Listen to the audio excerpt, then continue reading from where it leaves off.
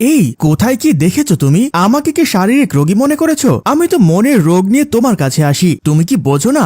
Doctor সিয়াম বলল, আরে পাগলি, আমি বুঝি না মানে? শোনো, ভেতরে রোগী আছে, তাই তো আমি ওরা যেন না বুঝতে পারে এমন করে কথা বলছি। লীরা বলল, ওহো তাই নাকি, তুমি আসলে চালাক। সিয়াম বলল, চালাকি না করলে কি আরেকজনের বউকে আমি নিজের বউয়ের মতো করে ইউজ করতে পারতাম? লীরা বলল, তাই তো।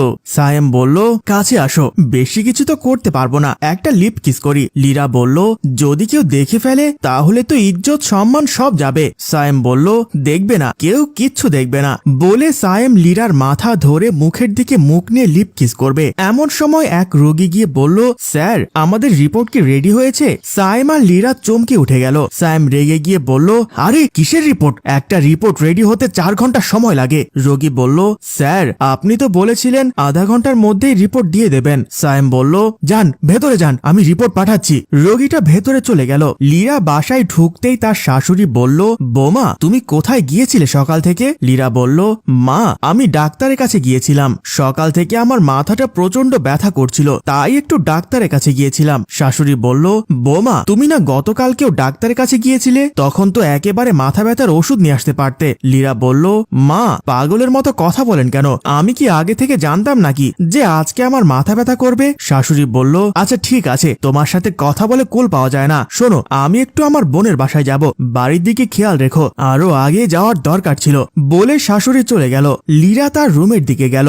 লীরা রুমে গিয়ে ডাক্তার সায়েমকে ফোন করে বলল, কিরে এখনো তোমার রোগী দেখা শেষ হয় নাই? সায়েম বলল, শেষ হয়েছে মানে? আমি তো আরো কয়েকজন রোগী না দেখে বিদায় করে দিয়েছি তোমার সাথে সময় কাটাবো বলে। আমি তোমাকেই ফোন দেওয়ার জন্য মোবাইল বের করছিলাম, এর মধ্যে তুমি ফোন দিলে। লীরা বলল, শোনো এখন আমার বাড়িতে কেউ নাই, আমার শাশুড়িও বাহিরে চলে গেছে। সায়েম বলল, তাহলে তাড়াতাড়ি আসো না কেন? লীরা বলল, আসতেছি, একটু ওয়েট করো। বলে লীরা ফোন কানে দিয়ে বের হয়ে গেল।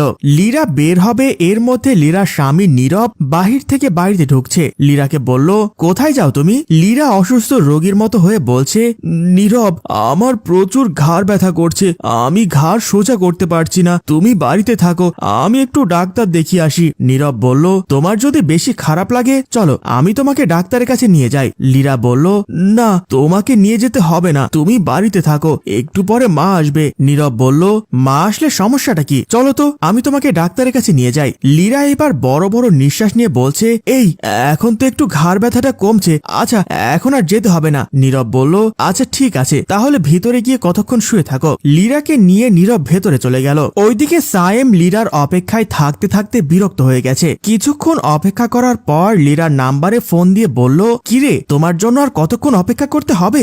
মোবাইলটা ছিল লীরার স্বামী নীরবের হাতে। নীরব আর কোনো কথা না বলে লীরাকে মোবাইলটা দিয়ে বলল, এই দেখো তো কে জানি তোমার মোবাইলে ফোন করেছে। লীরা মোবাইল হাতে নিয়ে দেখলো সায়েমের নাম্বার, মোবাইল কানে দিয়ে চুপ করে রইল। নীরব বলল, চুপ করে রইছো কেন, কথা বলো। এইবার লীরা পড়ে গেল মহা বিপদে। লীরা সায়েমকে কি বলবে বুঝে উঠতে পারছিল না। ওই দিক থেকে সায়েম বলল, কি হয়েছে, তুমি কথা বলছো না কেন? এইবার লীরা বলল, স্যার আমার রোগ ভালো হয়ে গেছে, আমার আর ডাক্তার দেখাতে হবে না। সায়েম অবাক হয়ে বলল, আরে তুমি কি পাগল হয়ে গেছো নাকি? পাগলের মতো কেন আচরণ করতেছো? লীরা বলল, আমার যদি আবার ঘাড় ব্যথা ওঠে আমি আপনার কাছে যাব।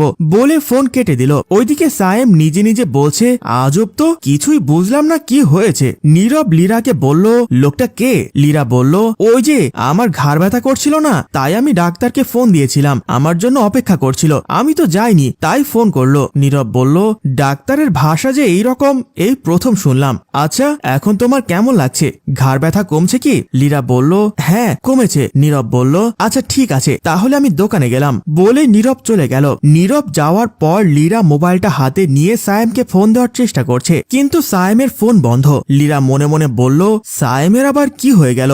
এই বলে লীরা উঠে চলে গেল। লীরা বাড়ি থেকে বের হবে এমন সময় লীরার ভাসুর আমজাদ বাহির থেকে ঢুকে বলছে, লীরা আমার জন্য তাড়াতাড়ি 1 ডেক্সি গরম পানি করে দাও তো, আমার সারা শরীরে অ্যালার্জিতে ভরে গেছে, ডাক্তার আমাকে একটা মেডিসিন দিয়েছে, ওই মেডিসিনটা গরম পানিতে মিশিয়ে গোসল করতে বলেছে। লীরা আবারও অসুস্থতার ভান করে তলপেটে হাত দিয়ে বলল, ভাইজান আমার তলপেটে ভীষণ ব্যথা, আমি ডাক্তারের কাছে যাচ্ছি। ভাসুর বলল, বোমা তুমি নীরবকে ফোন করো, নীরব তোমার জন্য মেডিসিন নিয়ে আসবে। লীরা বলল, না ভাইজান সে বুঝবে না, এইসব মেয়েলি রোগ, আমি মহিলা ডাক্তারের কাছে যাব, আপনি একটু কষ্ট করে গরম পানি করে নেন। নেন। আমজাদ বলল, বোমা তোমার যদি বেশি খারাপ লাগে আমি তোমার সাথে যাই। লীরা বলল, না ভাইজান, আপনার যেতে হবে না, আমি যেতে পারবো। বলে লীরা বের হয়ে গেল। লীরা সায়েমের চেম্বারে গিয়ে বসে আছে। সায়েমের কোনো দেখা নেই। সায়েমের ফোনে বারবার কল দিচ্ছে, সায়েমকে ফোনে পাচ্ছে না। একটু পর দেখা গেল সায়েম অপারেশন থিয়েটারের ড্রেস পরে চেম্বারে আসলো। লীরা বলল, এই তুমি ফোন কেন বন্ধ রেখেছো? আমি কতক্ষণ ধরে তোমার জন্য এখানে বসে আছি। সায়েম কোনো কথা বলে না, চুপ হয়ে আছে। লীরা বলল, ও বুঝতে পেরেছি, তুমি আমার সাথে রাগ করেছো তাই না? শোনো, তুমি যখন ফোন করেছিলে তখন ফোন আমার স্বামীর হাতে ছিল, ও রিসিভ করে আমাকে দিয়েছিল। ওর সামনে আমি তোমার সাথে কিভাবে কথা বলবো তাই ওইরকম ভাবে কথা বলেছি। প্লিজ তুমি রাগ করিও না, কয়েকদিন পরেই তো আমি তোমাকে বিয়ে করব আর আমার স্বামী নামের ওই ফালতুটাকে ডিভোর্স দিয়ে দেব। আসো, কাছে আসো, আজকে আমি তোমাকে মন ভরে আদর করব। লীরা সায়েমের দিকে যেতেই সায়েম বলল, দাঁড়া। লীরা বলল, তুমি আমার সাথে এমন ভাবে কথা বলছো কেন? এইবার সায়েম মুখোশ খুলল। মুখোশ খোলার পর লীরা দেখলো ওইটা সায়েম না, লীরার স্বামী নীরব। নীরবকে দেখে ভয়ে লীরার জ্ঞান হারিয়ে যাওয়ার অবস্থা। ভয়ে ভয়ে বলছে, নীরব তুমি এখানে কেন? নীরব বলল, আমাকে দেখে খুব অবাক হচ্ছিস তাই না?